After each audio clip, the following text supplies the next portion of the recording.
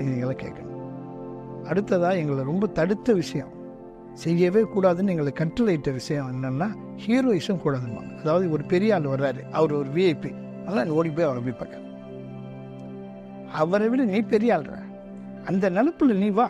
அப்போ அவனையெல்லாம் நீ போய் பார்த்துட்டு இருந்தீங்கன்னா நீ அப்படியே இருந்துருவா, இருந்த இடத்துல இருந்துருவா. ஹீரோயிசம் கூடாது. இதை நம்ம ரொம்ப எங்களுக்கு கண்டிப்பாக சொன்ன செய்தி. அதான் நீ உன்னை விட பெரிய ஆள் யாரு ஆயிருக்கா, நீ தாண்டா பெரியவன் அப்படிங்கிற எண்ணத்தை நமக்கு நாமளே உருவாக்கிக்கணும் அப்படின்னு சொல்லியிருக்காங்க.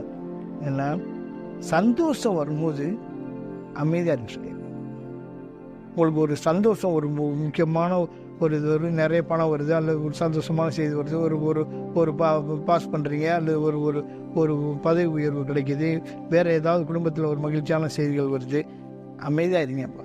அப்படி இப்போ அமைதியாக இருக்கிறவனால எவ்வளோ பெரிய துக்கத்தையும் அப்படி அவனால் சமாளிக்க முடியும். அதனால்